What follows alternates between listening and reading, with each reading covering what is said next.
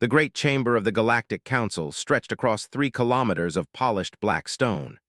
12 species sat in their designated sections, each group representing billions of lives spread across thousands of worlds. The ceiling above them showed a live view of space itself, stars burning cold and distant against the eternal darkness. High Arbiter Eel stood at the central podium, his body clicking softly as he moved. He was old by his species' standards, nearly 400 years, and he had led the council for the last 60 of those years. His compound eyes reflected the light of 1,000 screens as he raised one of his 4 arms for silence. "Fellow members of the Galactic Council," he began, his voice translated instantly into 12 different languages.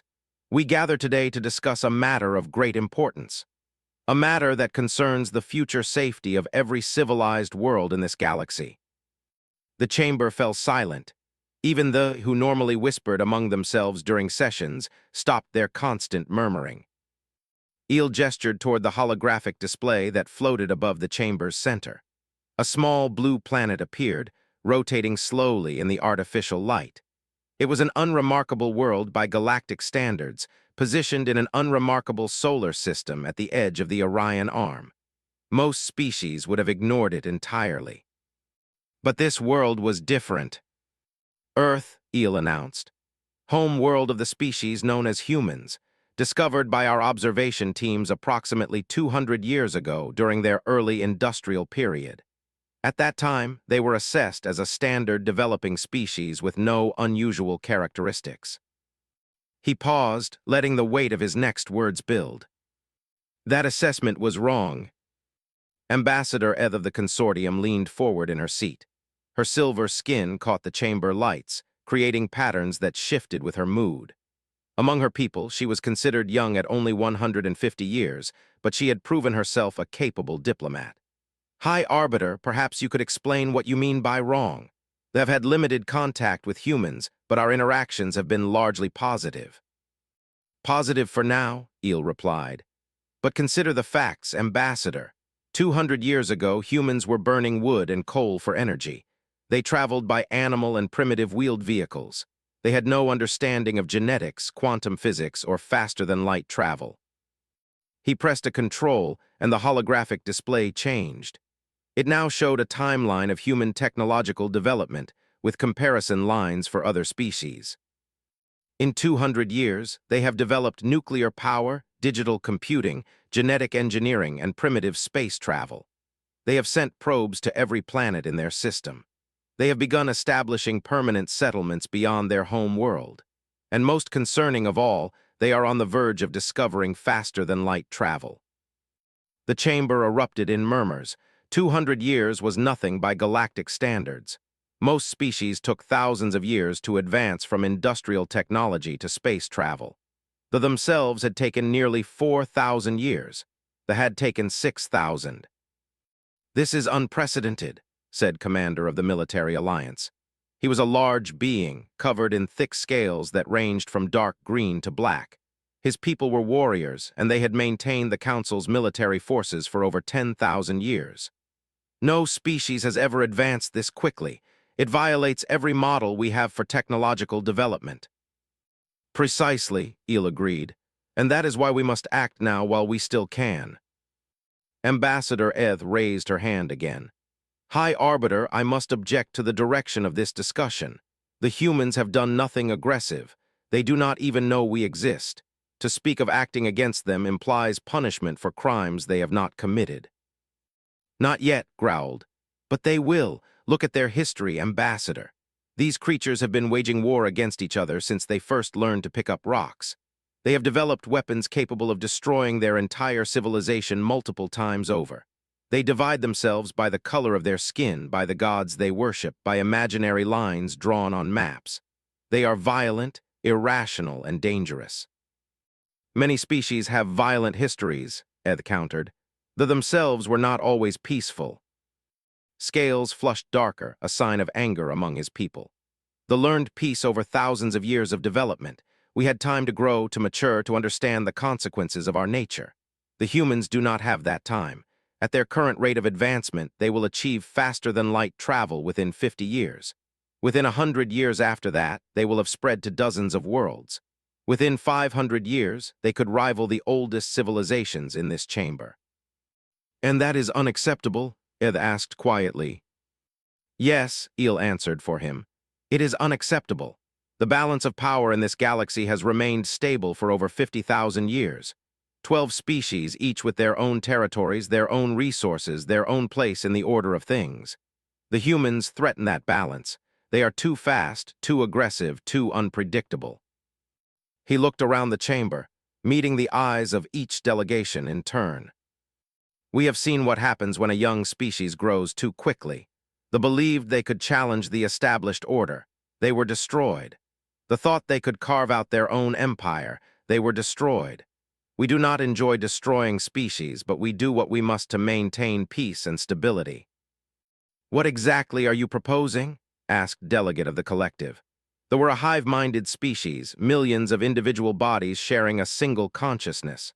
When she spoke for all of them. Eel straightened, his compound eyes glittering. I am proposing Resolution 774, the authorization of species suppression protocols against the human race. The chamber exploded in noise. Some delegates shouted in protest, others called for immediate approval. They began their whispering again, louder than before. Ambassador Eth stood, her silver skin now showing patterns of deep blue indicating distress. High Arbiter, this is madness. You are proposing genocide against a species that has done nothing to us. They don't even know we exist. That is precisely why we must act now, Eel replied calmly. Before they do know, before they have the power to resist, the suppression protocol is designed to be clean and efficient. We will disable their technology using a targeted electromagnetic pulse. Without their machines, they will be unable to defend themselves.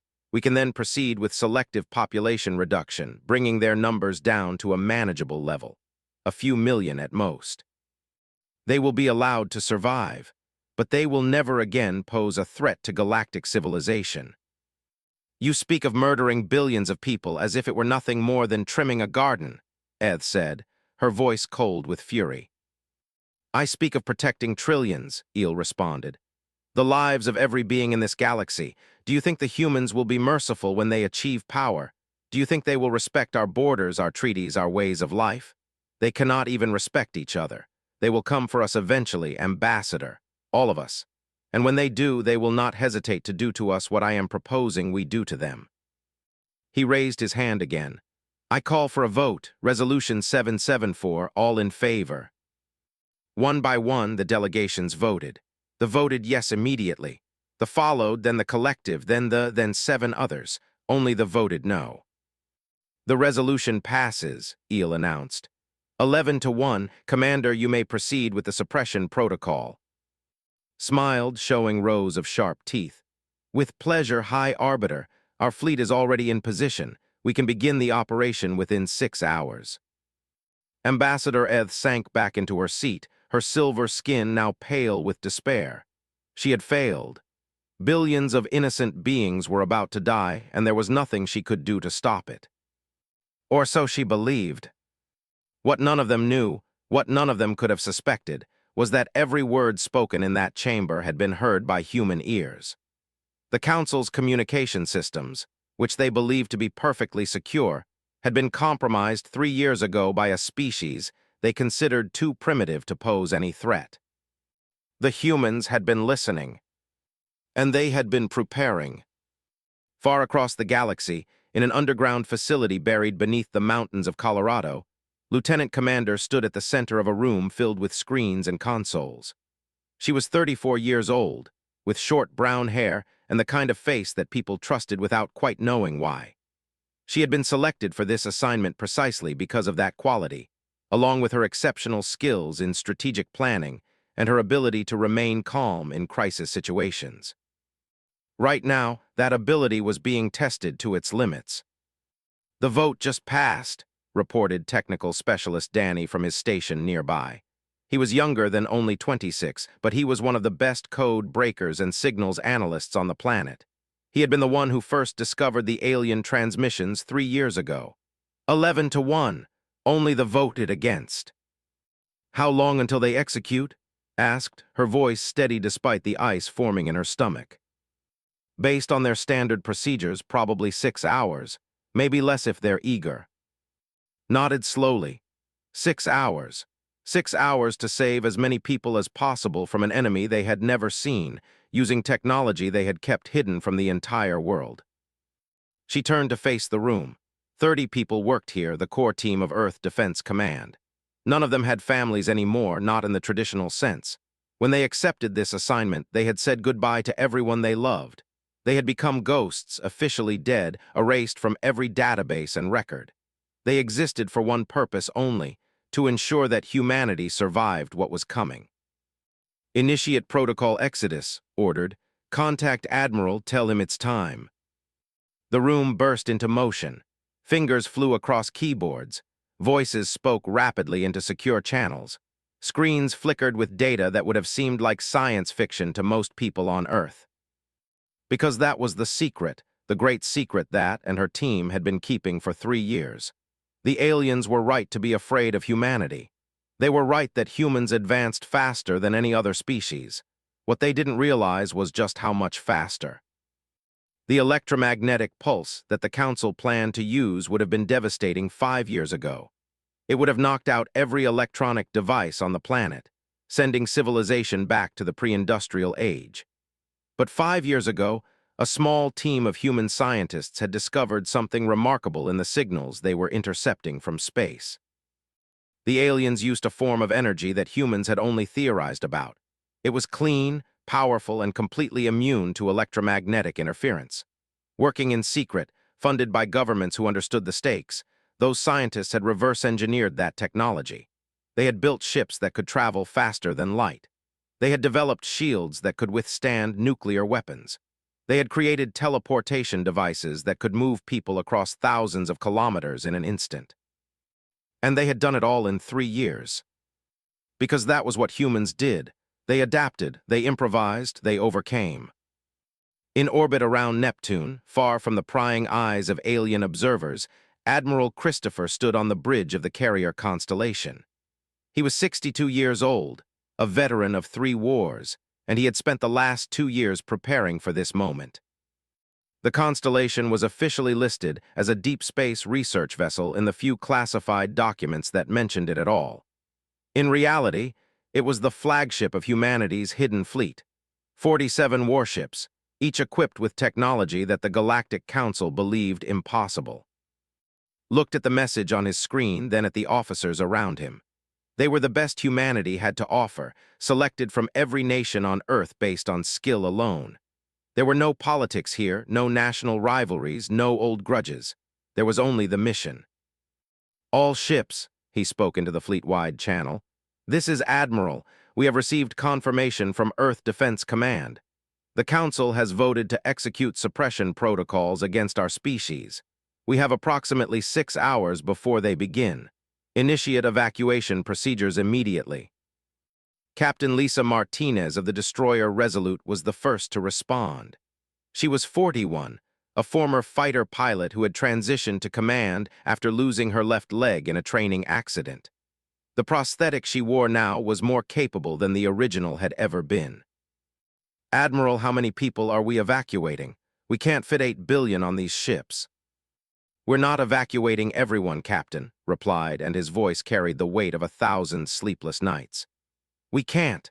There isn't time and there aren't enough ships. We're evacuating those who choose to come. The beacons are already transmitting. Anyone who believes the message, anyone who goes to the designated coordinates, we take them. Everyone else. He didn't finish the sentence. He didn't need to. Understood, Admiral, Lisa said quietly. Resolute standing by for evacuation operations. One by one, the other ships reported in. The cruiser Defiant, the carriers Horizon and Pioneer, the destroyers Swift, Shadow, and Storm. 47 ships in total, each one capable of carrying between 10,000 and 100,000 passengers depending on its size. If they filled every ship to maximum capacity, they could save perhaps 40 million people.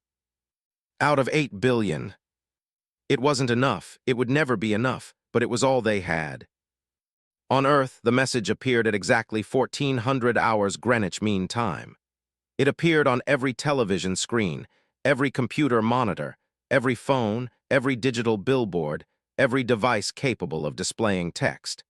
It appeared in every language, translated automatically by systems that most humans didn't know existed. Citizens of Earth, this message is not a hoax, a prank, or a test. Humanity has made contact with extraterrestrial civilizations.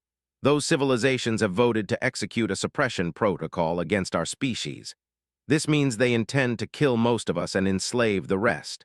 Evacuation vessels are departing from the following coordinates. You have 4 hours. This is your only warning. Below the message, a list of coordinates appeared. Locations in every country, every continent, chosen for their accessibility and their distance from major population centers. The reaction was immediate and chaotic. In New York City, people stopped in the middle of the street to stare at the screens in Times Square. Some laughed, assuming it was a movie promotion or a social media stunt. Others pulled out their phones, trying to verify the message, only to find the same words appearing on their own screens. In Tokyo, the train stopped as passengers crowded around the information displays. In London, traffic came to a standstill. In Sydney, beachgoers gathered around lifeguard stations where the same message played on emergency broadcast systems. And in thousands of homes around the world, people made decisions that would change their lives forever. Maria was 23 years old, a nursing student at Arizona State University. She was in her apartment in Phoenix, studying for an exam when the message appeared on her laptop screen. Her first instinct was to close it, assuming it was some kind of virus or scam. But when she tried, she found that she couldn't. The message had replaced everything: her browser, her desktop, even the screen of her phone when she picked it up. "What the hell?" she muttered, reading the words again. Extraterrestrial civilizations. Suppression protocol, evacuation vessels. It sounded insane. It sounded like something out of a bad science fiction movie. But something about the message, something about the way it was written made her pause. It wasn't dramatic or sensational. It was straightforward, almost bureaucratic. It read like something an engineer would write, not a prankster. She picked up her phone and called her brother Carlos. He answered on the second ring. "Are you seeing this?" he asked immediately. "Yeah, what do you think it is?" "I don't know, some kind of hack maybe. Someone's idea of a joke." Maria looked at the coordinates listed on her screen. The nearest one was in the desert outside Phoenix, about 40 minutes away. What if it's not a joke? "Maria, come on, aliens, evacuation vessels, this is crazy." "I know it sounds crazy, but what if it's real? What if we ignore it and something happens?" There was a long pause on the other end of the line. Carlos was 20 years old, a sophomore at the same university. He had always been the more cautious of the two siblings, the one who double-checked everything, who never took risks. "You want to go check it out?" he said finally. It wasn't a question. "I think we should. What's the worst that happens? We drive out to the desert and nothing's there. We feel stupid for a few hours, but if something is there..." "Okay," Carlos said, surprising her. "Okay, let's go, but we're taking Abuela." Their grandmother was 78 years old and lived with Carlos in his off-campus apartment. She had raised them both after their parents died in a car accident when Maria was 12. She was stubborn, sharp-tongued, and the toughest person either of them knew. "Can you convince her?" Maria asked. "I'll try. Meet us in the parking lot in 20 minutes. Maria hung up and looked around her apartment. If this was real, if the message was true, then she might never see this place again. Her books, her photos, her collection of houseplants that she had been nurturing for 2 years, all of it would be left behind. She grabbed a backpack and started filling it with essentials. Water, snacks, her first aid kit, her phone charger. She hesitated over her laptop, then left it. If they really were going to another planet, she doubted it would be much use. 20 minutes later, she was in the parking lot when Carlos pulled up in his old Civic. Their grandmother was in the back seat, wearing her Sunday dress despite it being Thursday, her silver hair pinned up in the style she had worn since she was a young woman in Mexico. Said as Maria climbed into the passenger seat, Your brother tells me we are going to meet aliens. Maybe, abuela, we're going to find out. Nodded as if this were the most normal thing in the world. Good. I have always wanted to meet someone from another planet. I have questions about how they do their cooking. Carlos caught Maria's eye in the mirror and shrugged. Some things, his expression said, were simply beyond explanation. They drove out of the city and into the desert, following the coordinates on Maria's phone. The roads were surprisingly empty at first, but as they got closer to the destination, they began to see other cars heading in the same direction. Dozens of cars, then hundreds, all converging on a single point in the middle of nowhere. Other people believe it too, Carlos murmured. Or they're curious like us, Maria replied, though she felt a strange sensation in her chest. Hope maybe, or fear, she couldn't tell which. The coordinates led them to a wide, flat area of desert, nothing but sand and scrub brush for miles in every direction. By the time they arrived, there were already thousands of people gathered there, standing in clusters, talking nervously, staring at the empty sky. And then, exactly 4 hours after the first message appeared, something happened. The air in the center of the gathering began to shimmer. It started as a faint distortion, like heat waves rising from hot pavement, but it quickly grew stronger. Colors appeared, swirling and dancing, forming a circle about 20 meters wide.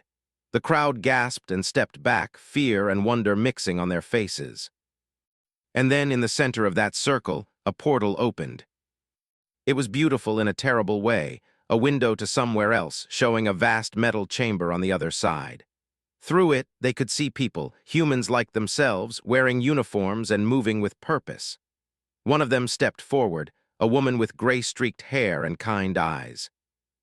"My name is Commander," she announced, her voice somehow carrying across the entire crowd despite the lack of visible speakers. "I am a representative of Earth Defense Command. The message you received was real. We don't have time to explain everything, but I can tell you this. If you step through this portal, you will be taken to a ship that will carry you away from Earth. You will be safe. You will survive what is coming." She paused, letting her words sink in.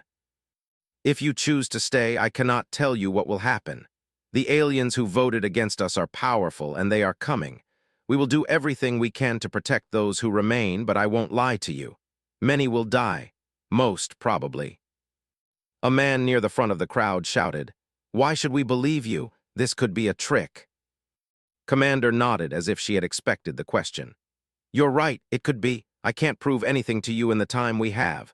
All I can do is tell you the truth and let you decide for yourselves. The portal will remain open for 30 minutes. After that, we have to move on to other locations. If you want to come, come now. If you don't, I understand. This is the hardest choice anyone has ever had to make." For a long moment, no one moved. The crowd stood frozen, thousands of people wrestling with the most impossible decision of their lives. And then a little girl, no more than 6 or 7 years old, broke free from her mother's hand and ran toward the portal. "Lily, no!" her mother screamed, running after her. But Lily didn't stop. She ran straight through the portal, disappearing into the metal chamber on the other side. Her mother followed without hesitation, vanishing as well. A moment later, they appeared again, visible through the portal, standing in the chamber and looking back at the crowd. The little girl was waving. That broke the spell. People began moving toward the portal, first in ones and twos, then in dozens, then in hundreds. Some ran. Some walked slowly, holding hands with loved ones. Some were crying. Some were laughing with what might have been hysteria or might have been joy. Maria looked at Carlos, then at their grandmother. "Well," she asked. Stood up and smoothed her dress. "I did not come all this way to stand in the desert. Let us go meet these aliens." They joined the crowd moving toward the portal. As they approached, Maria could see more details of the chamber on the other side. It was huge, larger than any building she had ever been in, filled with rows of seats and screens showing information she couldn't read. People were being directed to different areas by men and women in uniforms, all of them calm and professional despite the chaos. When they reached the portal itself, Maria hesitated for just a moment.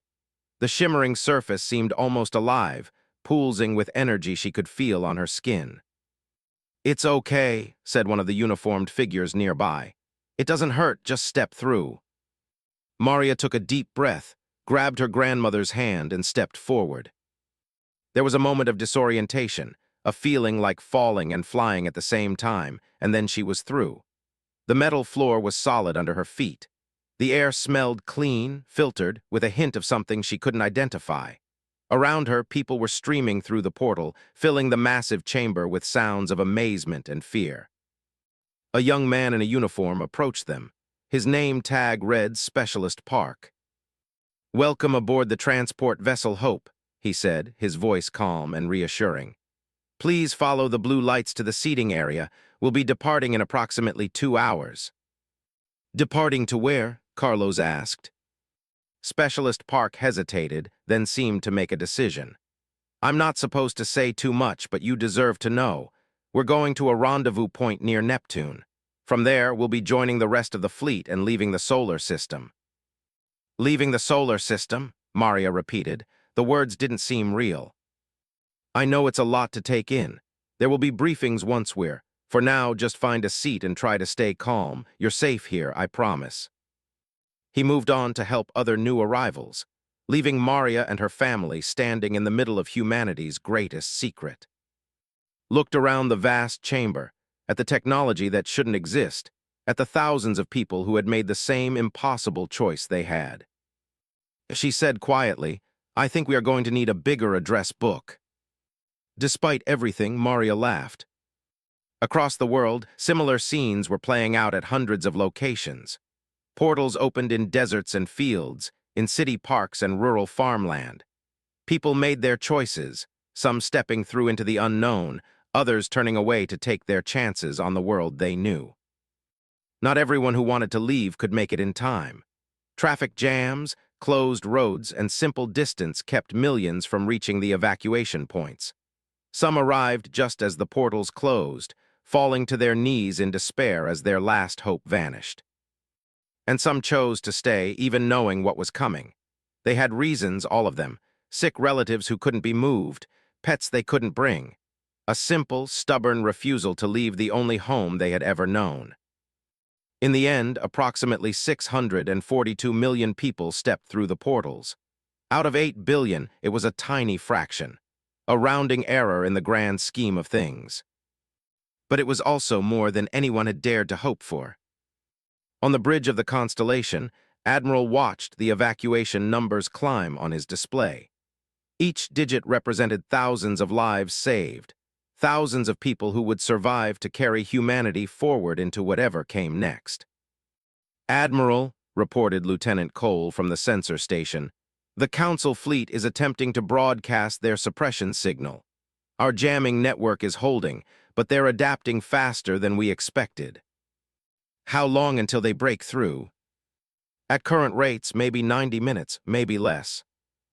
Nodded, they had always known the jamming wouldn't last forever. The Council's technology was older than humanity itself, refined over thousands of years. The only reason the jamming worked at all was because the Council had never encountered anyone who knew enough about their systems to disrupt them. Status of the evacuation. "Final wave completing now. We've got everyone who's coming." "And the defensive fleet." Lieutenant Cole checked his screens. "All 47 ships report ready for combat operations. Weapons charged, shields at full power. We're as ready as we're ever going to be." Stood, straightening his uniform. This was it. The moment they had been preparing for.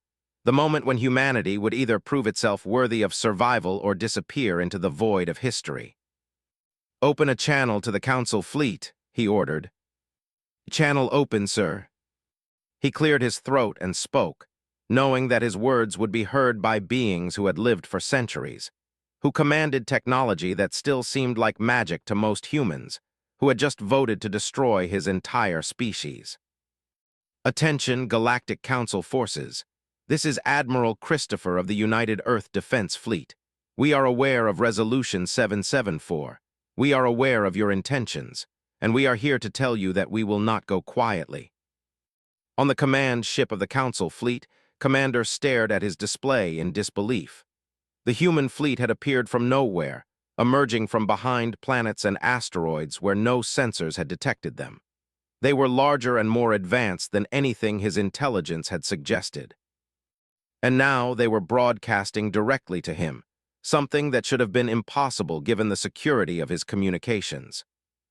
"How are they doing this?" he demanded, turning to his technical officer. "I don't know, Commander. Their signal is using encryption protocols I've never seen. It's as if they know exactly how our systems work and designed something specifically to bypass them." On the screen, the human admiral continued speaking. "We know you think we're primitive. We know you think we're dangerous. And maybe you're right on both counts. But here's what you don't know. We've been watching you for 3 years. We've been learning from you. We've been building, preparing, growing stronger than you ever imagined possible." Admiral leaned forward, his eyes hard. "You want to destroy us because you're afraid of what we might become, but your fear has made you careless. Your arrogance has made you blind. And now you're going to discover something important about humans." He paused, letting the silence stretch. "We don't give up, we don't surrender, and we definitely don't die easily." Commander slammed his fist against his console. "Target the human flagship. All batteries fire." Nothing happened. "Why aren't we firing?" he roared. "Commander, our weapons systems have gone offline. All of them. I'm trying to restore them, but something is overriding our commands." "That's impossible." "Apparently, Commander, it isn't." On the Constellation, Admiral allowed himself a small smile. The virus they had planted in the Council's systems 3 years ago had finally activated, precisely on schedule. It wouldn't last forever. The Council's technicians would eventually purge it, but it would give them the time they needed. "All ships," he broadcast, "begin withdrawal to the rendezvous point. Protect the evacuation transports at all costs." The human fleet moved as 47 ships forming a protective sphere around the hundreds of transport vessels carrying humanity's survivors. They accelerated away from Earth, away from the Council fleet, toward the outer reaches of the solar system where the final phase of their plan would unfold. Behind them, Commander raged at his helpless crew, demanding answers that none of them could provide. By the time they restored their weapons systems, the humans were gone, vanished into the darkness of space. And Earth hung alone in the void. 7 billion people who had no idea what had just happened or what was coming next. In the Council chamber, High Arbiter Eel received the news of the fleet's failure with something approaching shock. In 60 years of leadership, he had never experienced anything like this. A primitive species, one that had been considered barely worth monitoring, had not only detected their attack but had built a fleet capable of resisting it. It was impossible. It was unprecedented. It was terrifying. "How?" he asked, his voice barely above a whisper. "How did they develop such technology so quickly?" No one answered. No one could. Ambassador Eth stood slowly, her silver skin now showing patterns of deep purple, indicating a complex emotion her people called vindicated sorrow. "Perhaps, High Arbiter, we have been asking the wrong questions. Instead of asking how they did this, perhaps we should ask what we are going to do now." Eel turned to face her, his compound eyes glittering with barely contained fury. "They have the will of the Council. They have attacked our fleet. They have." "They have done nothing that we would not have done in their place," Eth interrupted. "We voted to destroy them. They chose to survive. Can you honestly say you would have acted differently?" The chamber fell silent. "The question before us," Eth continued, "is what happens now. The humans who escaped are beyond our reach. They have technology we don't understand and the will to use it. If we pursue them, we risk a war that could last for centuries and cost trillions of lives." "And if we don't pursue them," Commander demanded, "we let them go, let them build their strength somewhere beyond our borders, let them come back in 1,000 years to take revenge. Perhaps, or perhaps they will do exactly what they said they would do, leave and never return. The humans showed remarkable restraint today. They could have destroyed our fleet. They chose not to. They could have broadcast our plans to every inhabited world in the galaxy. They chose not to. They could have done many things that would have hurt us, and instead they simply took their people and left." She looked around the chamber, meeting the eyes of each delegate in turn. I propose that we let them go. I propose that we turn our attention to the humans who remain on Earth, the billions who were not evacuated, and I propose that we do something we have never done before in our history. What? Il asked, his voice hollow. Show mercy. The word hung in the air, strange and unfamiliar in this chamber where decisions about life and death were made with cold calculation. Mercy, Commander repeated as if tasting something bitter. For a species that humiliated us. For a species that proved they have the right to survive, Eth corrected. High Arbiter, I move for a vote. Resolution 775, the recognition of Earth as a protected world. The humans who remain will be allowed to develop in peace, to join the galactic community in their own time without interference or threat. You cannot be serious, Il said. I have never been more serious in my life. The alternative is a war we may not win, against an enemy who has already proven they can outthink us. Is that what you want? Is that what any of you want? The chamber erupted in debate. Voices rose and fell, arguments flew back and forth, ancient rivalries and new fears mingling in a chaos of sound. But in the end, when the vote was called, Resolution 775 passed. 8-4 with the and two others voting against. It was not unanimous, it was not enthusiastic, but it was enough. High Arbiter Eel slumped in his seat, his authority shattered, his legacy destroyed. He had tried to eliminate a threat before it could grow, and instead he had created something far more dangerous. A human civilization beyond his reach, armed with stolen technology and driven by a burning desire to never be threatened again. History, he realized, would not remember him kindly. 2 million light-years away, in a young galaxy that had never known intelligent life, the human fleet emerged from its final jump. Admiral stood on the bridge of the constellation, staring at the stars. Different stars in different patterns, light-years from anyone who wished them harm. All ships report successful transit, Lieutenant Cole announced. No casualties, the evacuation fleet is intact. Long-range scans. Approximately 40,000 potentially habitable planets within range of our current position. No signs of intelligent life. No signs we were followed. Nodded slowly. 40,000 worlds, room enough for humanity to grow, to build, to become whatever they were meant to become. Open a channel to the fleet, he said. Channel open, sir. He took a deep breath, searching for the right words. The words that would define the beginning of a new era for his species. This is Admiral to all ships. We have arrived. We are safe. The journey ahead of us will be long and difficult, but we will face it together. We carry with us 642 million souls, the survivors of Earth, the seeds of a new civilization. We carry our hopes, our dreams, our memories of the home we left behind. He paused, emotion threatening to overwhelm him. We also carry our responsibilities to each other, to those we couldn't save, to the generations yet to come. We are humanity's last best hope. Let us prove worthy of that honor. Across the fleet, in passenger compartments and command centers, in medical bays and engineering sections, people listened. Some wept. Some cheered. Some simply stood in silence, trying to comprehend the magnitude of what had happened. Maria sat with her brother and grandmother in one of the Hope's passenger sections, surrounded by thousands of other survivors. The Admiral's words echoed from speakers overhead, and she found herself crying without knowing why. Said softly, patting her hand, "Why the tears?" "I don't know, Abuela, I think I'm sad and happy at the same time. Is that possible?" "Of course it is possible. That is what it means to be human." Maria looked out the viewport at the strange stars of their new home. Somewhere out there were worlds they would colonize, cities they would build, lives they would live. And somewhere, 2 million light-years away, was Earth and the billions of people they had left behind. "Do you think they'll be okay?" she asked. "The ones who stayed." Was quiet for a long moment. "I think they will find their own way as we will find ours. The universe is large enough for all of us. Perhaps the aliens will learn this. Perhaps we all will." Carlos leaned over, putting his arm around both of them. "Whatever happens, we're together. That's what matters."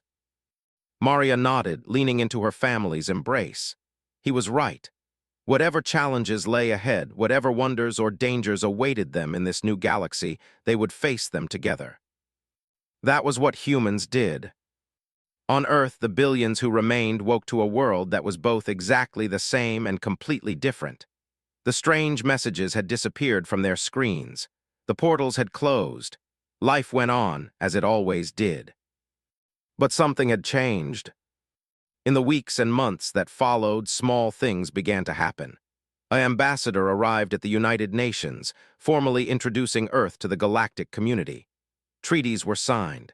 Technologies were shared, carefully, gradually. Humans learned that they were not alone in the universe, and most of them handled it better than anyone had expected. The full truth of what had happened, the attempted genocide, the secret evacuation, the hidden fleet, was known only to a few. Perhaps one day it would come out. Perhaps one day the people of Earth would learn that 600 million of their brothers and sisters had escaped to the stars. But for now, they simply lived their lives, unaware that they had been saved not by the mercy of aliens, but by the courage and sacrifice of their own kind. In the Galactic Council chamber, Ambassador Eth assumed the role of High Arbiter after Eel's resignation. Her first act was to establish a permanent commission for the study of humanity, not as a threat to be contained, but as a mystery to be understood. "We made a terrible mistake," she announced to the council. "We let our fear blind us to possibilities we could not imagine. Let us not make that mistake again. The humans have shown us that there is more than one way to respond to power. They could have destroyed us. They chose mercy. Now it is our turn to choose." Commander, stripped of his rank but not his seat, listened in sullen silence. He still believed the council had made a mistake. He still believed the humans would return one day, stronger and more dangerous than ever. But he was alone in that belief. The rest of the council had seen what humanity could do when pushed to the edge, and they had chosen a different path. Only time would tell if it was the right one. 2 million light-years away, humanity spread across its new galaxy like seeds scattered on fertile ground. They built cities on 100 worlds, stations in 1,000 orbits, habitats in places no one had thought possible. They never forgot where they came from. On every world, in every city, there was a monument to Earth. A simple structure, different in each place but always containing the same elements. A globe representing their lost home, a list of the names of those who had made the evacuation possible, and a flame that burned eternally in memory of the billions left behind. And on the largest monument, built on the first world they colonized, there was an inscription that summed up everything humanity had learned in those terrible hours when their survival hung by a thread. "We were tested by fire and found worthy. We were offered destruction and chose life. We were given the stars and we made them our home. Remember what we lost. Honor what we saved. Never forget who we are." The words were written in every human language, and in one more. The language of the who had been humanity's only friends in its darkest hour. Ambassador Eth never saw the monument, but she would have approved. The story of humanity's escape from Earth passed into legend, then into history, then into something almost like myth. Generations were born and died without ever setting foot on the world their ancestors had called home. The children of the evacuation became the founders of a civilization that spanned thousands of stars. And somewhere in the vast gulf between galaxies, the light of that first fleet still traveled through the darkness, a silent testimony to the night when humanity faced its end and chose instead to begin again. The Council had triggered a command they believed would end the human story forever. Instead, they had started a new chapter. And this time, humanity would write it themselves. Lived to be 93 years old. She saw the first colonies established, the first generation born among the new stars, the first steps toward a civilization that would one day rival anything the galaxy had ever known.